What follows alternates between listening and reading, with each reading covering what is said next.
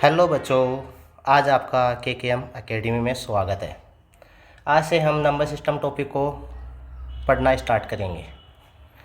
Number system में दो भागों से विभाजित होता है। ये है दो भाग। नंबर्स संख्याएं, वास्तविक संख्याएं और काल्पनिक संख्याएं। वास्तविक संख्याएं वे होती है जो परिमेय और अपरिमेय दोनों रूप में कहलाती है, जैसे 4, 1.77, 0, 2.31, 46, 3/4, √2, √14, पाई, √11 इस हिसाब से विभाजित होती है। इन परिमेय संख्याओं को आप कैसे भी रूप में लिख सकते हैं, अनंत रूप में भी लिख सकते हैं, जैसे 0.333333 के हिसाब से अनंत बार भी लिख सकते हैं। और काल्पनिक संख्याएं वे संख्याएं जिनको हम अनंत रूप में नहीं लिख सकते और PQ रूप में भी नहीं लिख सकते। Q नॉट इक्वल टू 0 होता है इसमें, क्योंकि इसमें रूट की संख्याएं आती है, इसमें आयोटा आती है, इस हिसाब से संख्याएं आती है, तो इसको काल्पनिक संख्याएं कहते हैं। फिर इसमें नंबर सिस्टम में वास्तविक संख्याएं, इनके भी दो डिवाइड होते हैं, परिमेय संख्याएं और अपरिमेय संख्याएं। परिमेय संख्याएं इनको P/Q में लिखा जाता है, पर Q नॉट इक्वल टू 0 होता है, क्योंकि ये परिमेय संख्याएं 4/1.7, 0.8, क्योंकि ये कुछ दशमलव बाद शांत हो जाती है। जैसे 5/4 करते हैं हम, इसमें भाग देते हैं तो 1.125, इस हिसाब से ये 2 अंकों के बाद में शांत हो जाती है। इस हिसाब से अगर इसको 10/3 रखें तो ये 0.333 के हिसाब से अनंत बार चलेगी, तो ये होती है अपरिमेय। इसमें एक और ले लो आप, 10/2 ले लो, 100/2 ले लो तो आप 50 हो जाएगा इसमें, तो इसमें ये परिमेय संख्याएं होती है। अपरिमेय संख्याएं वे संख्याएं जिन्हें P/Q रूप में नहीं लिखा जा सकता, जैसे √2, √14, पाई, इस हिसाब से। क्यों पाई का मान होता है 22/7 और इसको ये 3.14 ऐसे अनंत बार होता है, इस हिसाब से अपरिमेय संख्याएं होती है। इसके बाद आता है संख्या 1, न तो भाज्य होती है न ही अभाज्य होती है, क्योंकि संख्या 1 सब में काउंट होती है। और इसके बाद है ऐसी संख्याएं जो अभाज्य हो पर सम संख्या हो केवल 2 है। 2 एक ऐसी संख्याएं है जो भाज्य भी है, अभाज्य भी है और सम संख्या भी है, क्योंकि 2 से छोटी कोई अभाज्य संख्या नहीं होती है। अब पूर्णांक संख्याएं, प्राकृत संख्याओं में शून्य एवं ऋणात्मक संख्याओं को मिलाने पर जो संख्याएं प्राप्त होती हैं उन्हें पूर्णांक संख्या कहते हैं। जैसे 3, -2, ये संख्याएं 0 से प्लस अनंत तक होती है और ये 0 से माइनस अनंत तक पूर्ण रूप से लिखी जा सकती है। इन प्राकृत संख्याओं को 4 भागों में विभाजित किया गया है: सम संख्याएं, विषम संख्याएं, अभाज्य संख्याएं और भाज्य संख्याएं। सम संख्याएं इनका रूप 2, 4, 6, 8, 10 ये होता है, सम रूप में लिखी जा सकती है। विषम संख्याएं इनको 1, 3, 5, 7, 9 इनको लिखने का रूप है, सम को तो लिखने का रूप है 2k, यानी कोई भी संख्या इसकी जगह 1 रख दो, 2 रख दो, 3 रख दो, 4 रख दो, 5 रख दो। इनको मल्टीप्लाई करेंगे इससे 2 से, तो ये ऑटोमेटिक ही सम संख्या बन जाएगी। जिसके हिसाब से 1 को हम रखते हैं तो इसका मान हो जाता है 2, इस 2 को रखते हैं इसका मान हो जाता है 4, इसको 3 को रखते हैं इसका मान 6, इसको 4 को रखते हैं इसका मान 8, इसको 5 को रखते हैं तो इसका मान 10। इसी प्रकार विषम संख्याओं को लिखने का रूप है 2k ± 1। अब इसकी k की जगह हम 1 रखते हैं तो 2, 1, 3। अगर इसको माइनस करें तो 2, 1, 1 इस हिसाब से होते हैं। इसकी जगह 2 रखते हैं तो 2 रखते हैं तो ये 5 हो जाता है। अगर इसको माइनस करें जैसे 2k - 1 तो इसकी जगह 2 रखते हैं तो 2k - 1 = 3, इस हिसाब से होता है। और इसके बाद आता है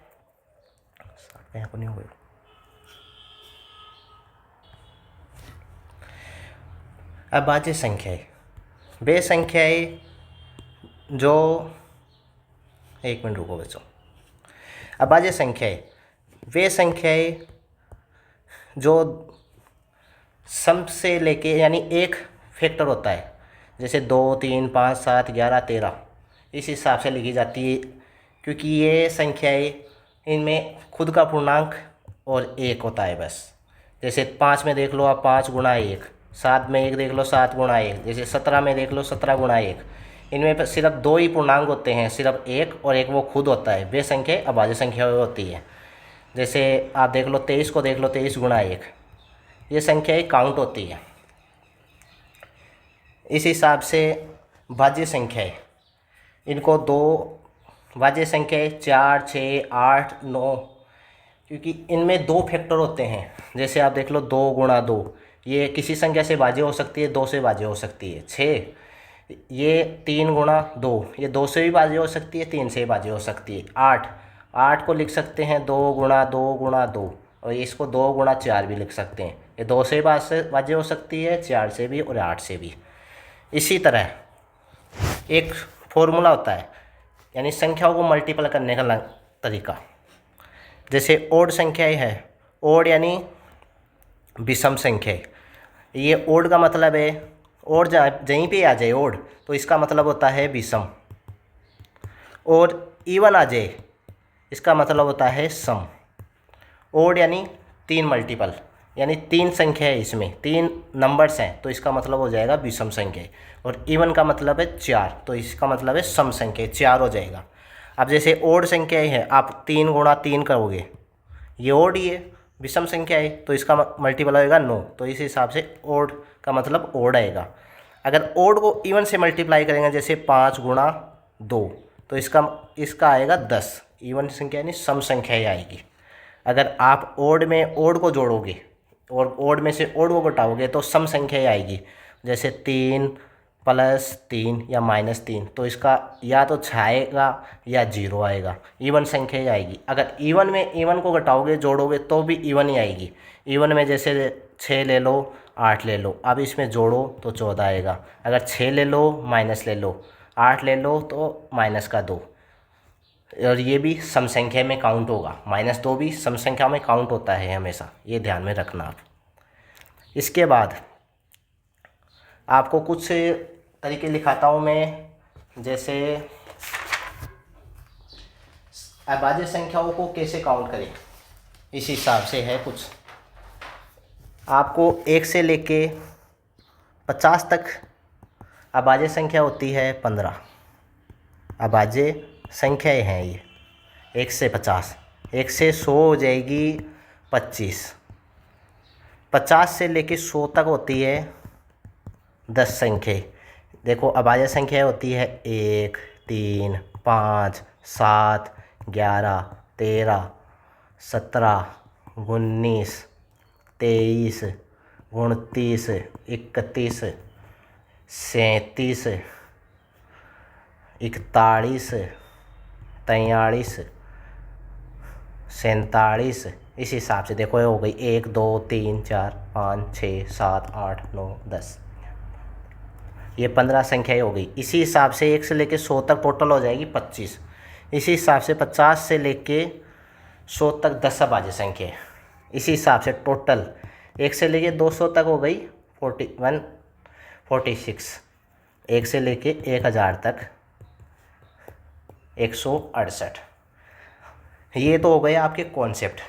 इसी आधार पे आपको क्वेश्चन करवाएंगे, और फिर इसके बाद अगर कोई नया कॉन्सेप्ट आएगा तो वो नया कॉन्सेप्ट भी आपको लिखाएंगे। 2 संख्याएं, एक 9 है, एक अभाज्य संख्या है, ए का मान ज्ञात कीजिए। अब ए की जगह कोई एक ऐसा अभाज्य नंबर लीजिए, जैसे आप 3 रखोगे, 3 रखोगे तो यहाँ पे ए, तो 9 गुणा 3 बराबर ये तो हो जाएगा 27। ठीक, तो ये तो अभाज्य संख्या नहीं होती। इसकी जगह 9 रखो, 9 गुणा 9, 9 9 81, ये भी अभाज्य संख्या नहीं होती। 9 गुणा 7 लिखो, 9 7 63, ये भी नहीं होती।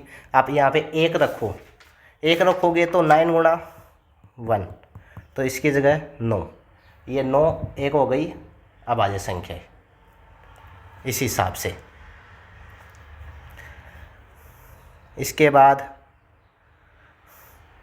दो अंकों की सबसे बड़ी और सबसे छोटी अभाज्य संख्या के बीच अंतर ज्ञात कीजिए। दो अंकों की सबसे बड़ी अभाज्य संख्या 97 और सबसे छोटी अभाज्य संख्या 11 होती है। आपको फिर इसमें से अंतर ज्ञात करना है, इसमें से माइनस कर लो 1686, ये आंसर हो जाएगा। आपको सबसे छोटी सबसे बड़ी अभाज्य संख्या लिखाते हैं। जैसे 10 से छोटी अभाज्य संख्या 3 होती है। अभाज्य संख्या का मतलब है कि जो भाज्य नहीं हो, 3। और भाज्य अभाज्य संख्या ये होती है भाज्य अभाज्य संख्या, और ये विषम अभाज्य संख्या। अगर एग्जाम में आ जाए तो आपको सबसे छोटी यही लेनी है, अगर भाज्य बोले तब ये लेनी है। इस हिसाब से दो अंकों की सबसे छोटी 11, दो अंकों की सबसे बड़ी 97, इसी हिसाब से 3 अंकों की सबसे छोटी 101, और इसी प्रकार 1000 के सबसे छोटी होने वाली 997 है।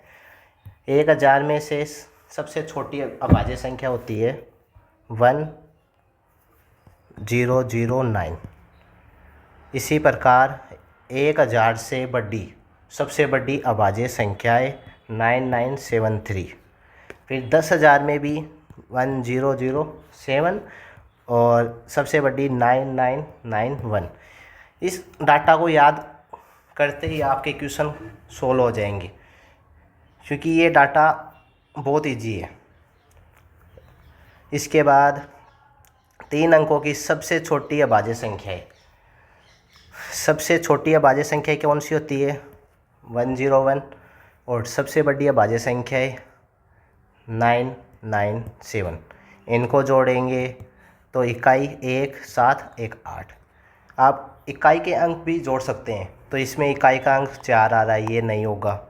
इसमें 0 आ रहा है, ये नहीं होगा। 3 आ रहा है, ये नहीं होगा। इकाई का अंक 7 आ रहा है, तो ये 8 हो जाएगा। इसी प्रकार अगला क्वेश्चन, निम्नलिखित में से कौन सा सही नहीं है? 1 न तो अभाज्य है न ही भाज्य है। 0 न तो धनात्मक है न ही ऋणात्मक है। पी क्यू सम है, तो पी और क्यू हमेशा सम होंगे, ये कोई ज़रूरी नहीं है। ज़रूरी हो सकता है, पर आगे देखते हैं। √2 एक अपरिमेय संख्या है। √2 एक अपरिमेय संख्या है, ये बिल्कुल सही है, 100% सही है। 0 न तो धनात्मक है न ही ऋणात्मक है। 0 आप लिखते हैं, जैसे इधर माइनस अनंत आ जाएगा, -1 -2 -3, इस हिसाब से +1 +2 +3। 0 न तो धनात्मक है न ऋणात्मक है, ये भी सही है। 1 न तो अभाज्य है न ही भाज्य है, ये भी सही है, ये भी सही है। इसमें पूछा है कि कौन सा क्वेश्चन सही नहीं है, तो इसका आंसर होगा सी, क्योंकि पी और क्यू सम है तो हमेशा सम ही आएगा। इसके बाद क्वेश्चन नंबर 5, निम्नलिखित में से कौन सा युग्म एक दूसरे के अपेक्षाकृत अभाज्य है? यानी इनमें से अभाज्य नंबर ढूंढना है। कौन कौन से अभाज्य नंबर हैं? जैसे आप देखो, इसमें 27 है। 27 इसमें 9 का मल्टीपल है, 3 का मल्टीपल है। इसी प्रकार 98 है, इसमें 2 का मल्टीपल आ रहा है। इसी प्रकार 1190 है, इसमें भी 17 का 13 का मल्टीपल 17 का मल्टीपल आ रहा है दोनों साइड में। ये एक अपेक्षाकृत अभाज्य संख्या है, क्योंकि ये एक दूसरे के खुद के मल्टीपल होते हैं। जैसे 103 गुणा 1, 113 गुणा 1, ये एक अभाज्य संख्याएँ हैं। इसके बाद क्वेश्चन नंबर सहभाज्य संख्या। सहभाज्य संख्या आपको बताता हूँ, ऐसे नंबर्स जो पास पास में हो पर एक दूसरे से अभाज्य हो। इस जैसे 2,3 ये सहभाज्य नंबर है, एक दूसरे से अभाज्य हैं, ये काउंट नहीं होंगे। और इसी प्रकार जैसे 4,5 हो गए, इसमें सम भी आ सकता है विषम भी आ सकता है, पर ये एक दूसरे से गुणा नहीं होने चाहिए। जैसे इसमें 2 गुणा 2 है, इसमें 5 गुणा 1 है। एक तो एक को तो काउंट ही नहीं किया जाएगा, इसको काउंट बिल्कुल नहीं किया जाएगा। इसी प्रकार आप क्वेश्चन पे आते हैं। इस 42 है, इसमें ये 3 भी आ रहा है, इसमें अगर इसको मल्टीप्लाई करते हैं तो इसमें 3 आ रहा है, ये 3 आ रहा है, तो इस वजह से ये आंसर नहीं होगा। और इसमें आते हैं 21, 7 गुणा 3 आ रहा है, इसमें न तो ये इसमें सम संख्या आ रही है, 3 गुणा 32 है, तो ये 2 गुणा 16, तो इसमें ये सहभाज्य संख्या है। इसी प्रकार 21 को 43 से लेते हैं, तो 21 को 43 से लेते हैं तो 7 गुणा 3 है, ये 43 एक अभाज्य संख्या ही है खुद ही, तो ये भी सहभाज्य संख्या है। इसका आंसर होगा बी ऑप्शन। अगला क्वेश्चन, दो क्रमागत प्राकृतिक संख्याएं सदैव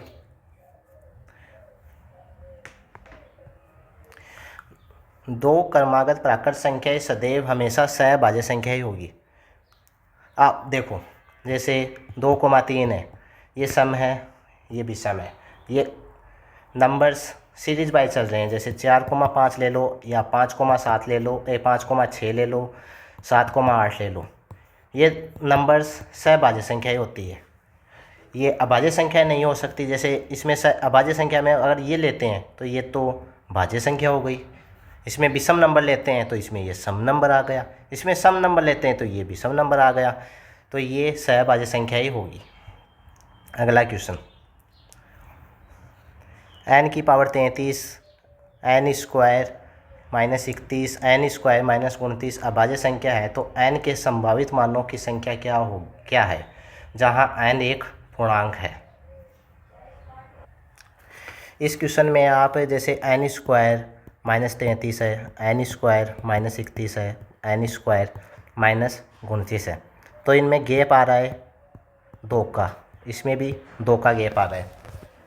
तो आप एक सीरीज़ ले लो जिसमें 3, 5, 7, इसमें 2 का गैप, इसमें 2 का गैप, तो इस 3 को इसके बराबर रख दो, n स्क्वायर माइनस 33 बराबर 3, तो इस 33 को इस साइड लेके जाएंगे तो n स्क्वायर बराबर 36, तो n बराबर 6 प्लस माइनस, तो इसके क्या बोल रहा है कि n के संभावित मानों की संख्या ज्ञात कीजिए।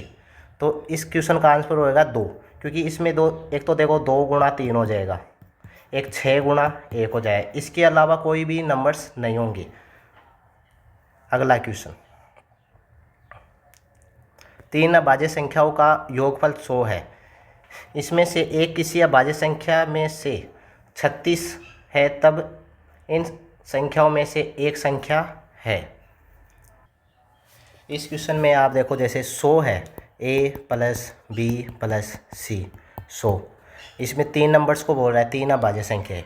आप पहली अभाज्य संख्या तो 2 ले लो, क्योंकि 2 एक अभाज्य संख्या ही है, तो इसमें से घटाएंगे तो b प्लस सी आ जाएगा 98। इसी प्रकार दूसरी संख्या तीसरी संख्या से 36 अधिक है, तो b माइनस सी बराबर 36। अगर आपको इसको लिखना है तो दूसरी संख्या जैसे b, फिर इसमें से c से 36 अधिक है, इसी प्रकार इसको लिखेंगे। तो मैंने इसको शॉर्ट में करके लिख दिया b माइनस 36। एक कॉन्सेप्ट होता है a प्लस बी बराबर 3 ले लो आप, और a माइनस बी बराबर 6 ले लो। अब इन दोनों को जोड़ोगे तो इसमें से a का मान ज्ञात करने के लिए जैसे 2a, इसमें से इसको घटाएंगे तो ये माइनस प्लस हो जाएगा, या इसको जोड़ दो, एक बार जोड़ लो फिर बाद में माइनस करेंगे। इनको जोड़ेंगे तो ये कैंसिल हो जाएगा, यहाँ पे माइनस का 3 आएगा, माइनस का 3, a बराबर माइनस का 3/2। इसी प्रकार इसमें a प्लस बी है, a माइनस बी है, इसमें से 3 और ये 6, तो इन दोनों को घटाएंगे तो ये माइनस प्लस माइनस, तो ये 2b और ये माइनस का 3 हो जाएगा, तो b बराबर माइनस का 3/2। इसी प्रकार से इस कॉन्सेप्ट में करते हैं, तो इसका सारा कॉन्सेप्ट में करते हैं तो इसका सारांश होता है कि देखो 2b, इन दोनों को जोड़ रहे हैं हम, जोड़ रहे हैं तो ये प्लस, ये भी प्लस हो जाएगा और ये माइनस का माइनस रहेगा, तो 2b ये कैंसिल हो जाएगा। इसमें से इसको घटाएंगे तो 262 आ जाएगा और b का मान आ जाएगा 31। इसी प्रकार इनको घटाएंगे तो ये माइनस हो जाएगा, ये प्लस, ये माइनस। चलिए